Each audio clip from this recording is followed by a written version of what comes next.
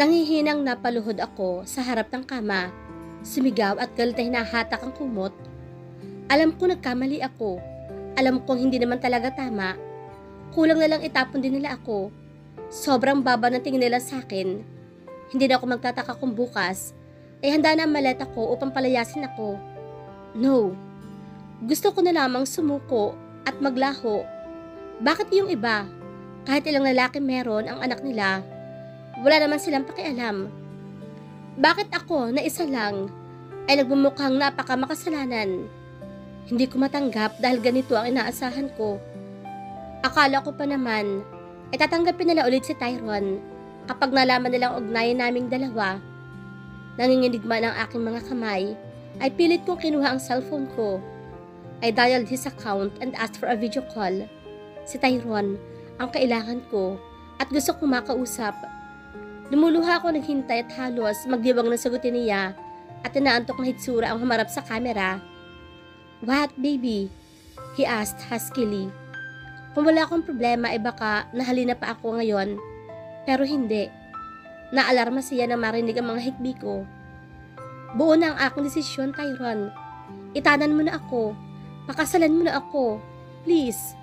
Pagmamakaawa ko na kinaawag ng mga labi niya. Naging malalim ang kanyang titig at hindi kumibo sa hiling kong tanan. Bumagsak ang isang patak ng luha mula sa kanya. Ramdam ko, ayaw niya. Ayaw mo akong itanan? Nanghihinang tanong ko. And now I felt used. Baka katawan nga lang ang habol niya. Did he just make revenge to my parents by using me? Gamit ako? Ganoon ba ang kanyang plano? Nagiganti lamang siya sa mga magulang ko. Kumuyom ang kamao ko. It's not the right thing to do. Baby, I'm sorry. Tell me what happened. Mahinahon ang boses si Tyron at pilit hinuhuli ang mga tingin ko. Nakagat ko ang ibabang labi ko at pinigilang tumakas ang mga hikbi. He rejected me. I hate it. Inaasahan ko pa naman ang sagot niya, pero nakakatampo. Umiwas ako ng tingin. To elope is the best decision I can consider and yet, he didn't want to. Ayaw niya pang mag-asawa. Mali. Baka ayaw niya ako maging asawa. This is my fault, right? Did I scold you? Marahan at may pag-aalangang tanong ni Tyron. Walang epekto ang lambing ng kanyang boses. Hindi yun sapat upang mawala ang naipong pagkatampo sa puso ko. I'm right. They did. I will take full responsibility. I will talk to them. Napatingin ako sa kanya at tamilog pa ang mga mata. Kumalubog ang puso ko at nabuhay yata ang lahat ng dugo sa katawan ko. You'll marry me? Kumunot ang noo ni Tyron at nagugulahan akong tinignan. What? I said, I will talk to them. Aakuin ko ang kasalanan. I'm the one at fault and that's you. Paliwanag pa niya. Umatras ang luha ko at kusang tumaas ang aking kilay. So, hindi mo ko papakasalan? Mataray kong tanong. Napakurap siya at tila pinroseso pa ang tanong ko. Mas lalo ako nangingit-ngit sa tampo. Hindi na nga ako tinanan. Hindi pa ako papakasalan. Napaka-agrabyado naman ang sitwasyon ko kung ganoon. I didn't say that. Hindi mo nga ako papakasalan. Nagtitimping ulit ko sa kanyang tanong.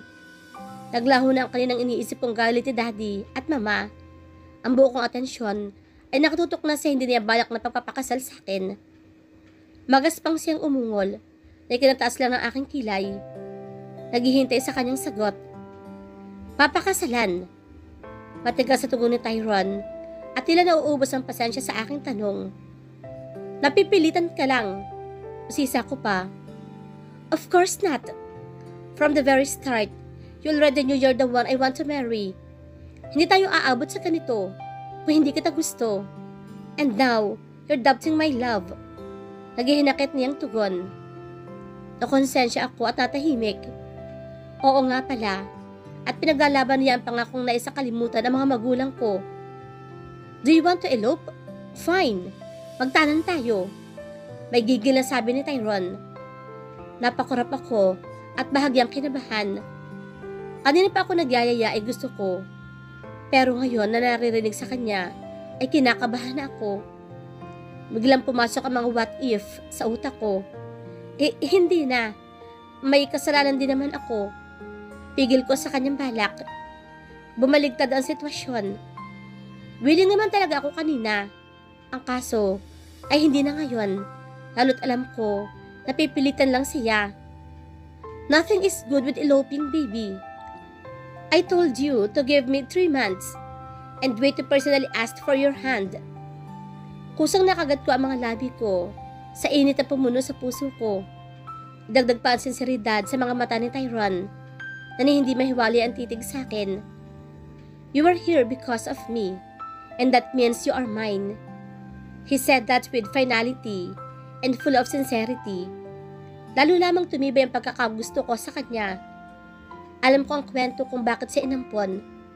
Hindi magkaanak si mama at daddy, kaya naisipan nila mag-alaga ng bata.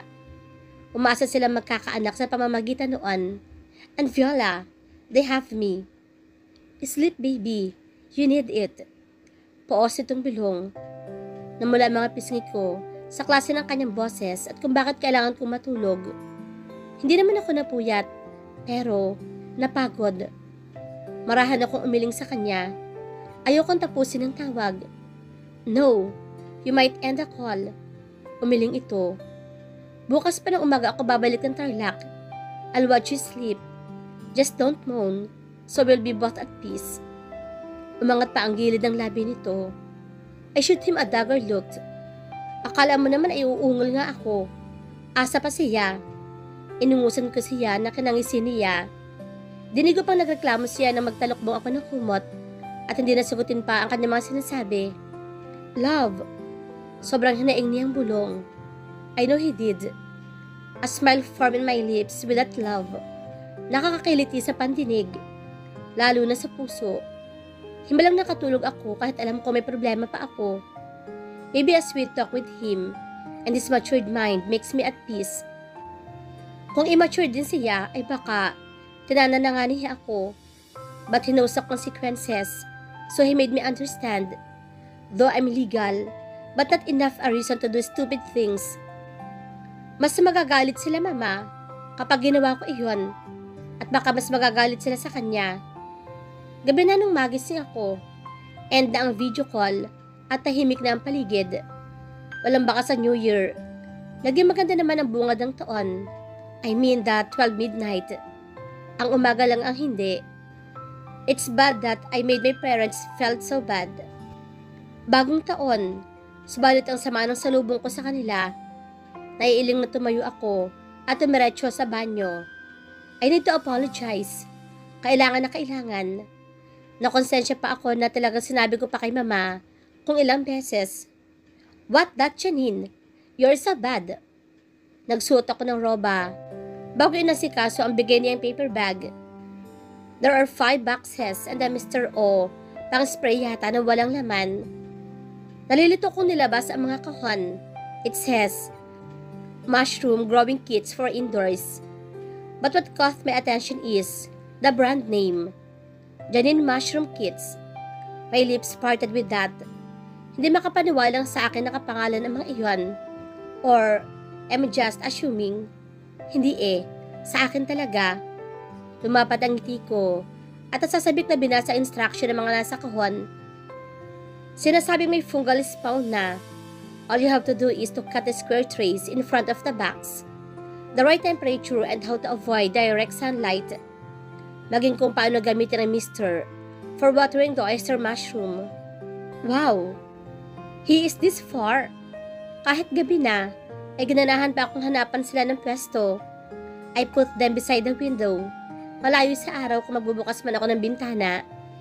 When I am satisfied, I fill in the mister with water. Ngayon pa lang, ay nasasabik na akong bakit akong gaano sila kaganda kapag tumubo na. Black, gray, white, pink and yellow. Napangiti pa ako nang maalaala ang pumpon na mushroom na binigay niya noon. It's cute. Yun ang mga pinagkakabalahan ko sa bahay. I randomly go downstairs. Kung hindi nagugutom ay hindi ako bababa. Hindi rin naman nila ako tinatawag para kumain. Kaya kusang loob na lamang akong bumaba para kumain. Mag-isa.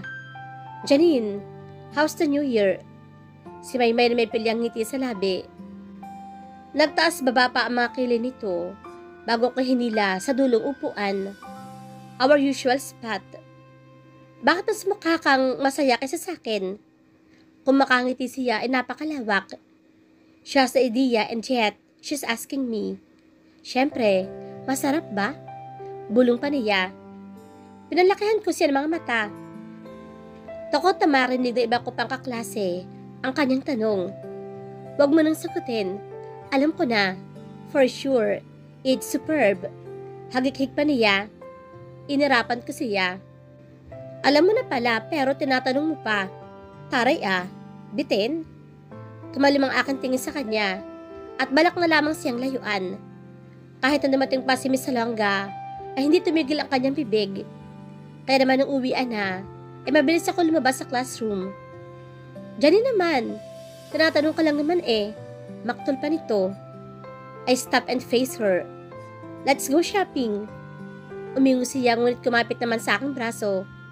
Sus, iiwas pa. Sige na, sana magkwento ka na. Parinig pa niya. I rolled my eyes. Asa, I'm not kiss and tell. It's a private thing. Nagpaalam lang ako sa driver bago sumakay sa sasakyan nila ni Maymay. Dumiretso kami sa store ng paborito niyang brand.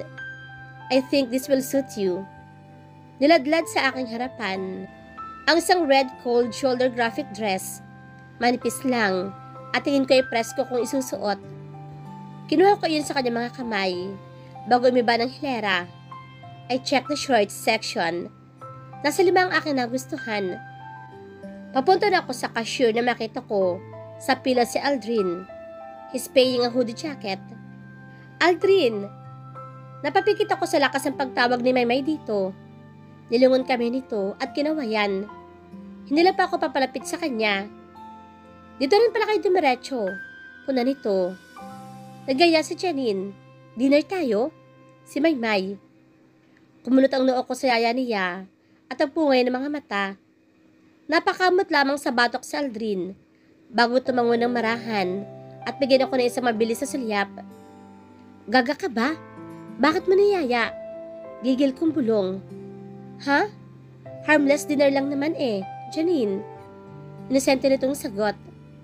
Wala akong magawa nung igiya kami ni Aldrin sa pizza house. Lalo na nung mag-order ito. Treat ko na lang. Minsan lang naman. Nakangiting sambit pa nito. Sure, thank you, Aldrin. Malambing pang tugon ni Maymay dito. Napamaang ako at hindi makapaniwalang tinignan siya. Inosente lamang itong kumukurap. Are you seriously flirting with Aldrin? Ako sako. What? I am not. I am naturally sweet, Janine. Balik itong sagot. Naturally sweet? Asukal? Natahimik ako sa durasyon ng pagkain. Okay na din at diretsong kwarto na ako mamaya. They're talking anything under the sun. Hindi talaga komportable sa ganitong galawan ni Maymay. Kaya na magring ang cellphone niya ay kinabahan na ako. Excuse me guys. I need to take this call. Umalis siya kaagad. I felt awkward lalo na nung matahimik din si Aldrin. Nagpapakiramdaman at hindi makabuo ng salita. Mabagal akong ngumuya at ayaw magsimula ng usapan. Sorry guys, Janine. I need to go. Pahatid ka na lang kay Aldrin. Nalaki ang aking mga mata sa sinabi ni Maymay at nataranta. Pabilis pa itong tumalikod at walang lingon likod na iniwan ako doon. Sinasabi ko na nga ba, hindi talaga magandang mag-oo sa kanyang plano. Sorry, uuwi na din ako. Magko-commute na lang. Kinuha ko ang aking bag, ang mga paper bag at agarang tumayo. Ihahatid kita, Janine. Sandali lang. Hindi na. Kaya ko na. Awat ko pa sa kanya. I'm harmless, Janine. Mahinahon niyang sabi na nagpakalma sa akin. Kalaunan ay pumayag na ako. Komportable naman ang sasakyan niya. At hindi naman ako kinakausap.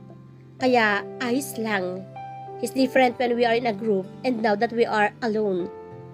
Nasa kalagitnaan na ng biyahe. O malapit na yata. na magring ang cellphone ko. It was video call. Namilog ang mga mata ko at natakot na sagutin ang tawag ni Tyron. Alam ko madali niyang malalaman na ibang sasakyan ang sinasakyan ko. Dagdag pang nasa passenger seat ako at wala sa back seat.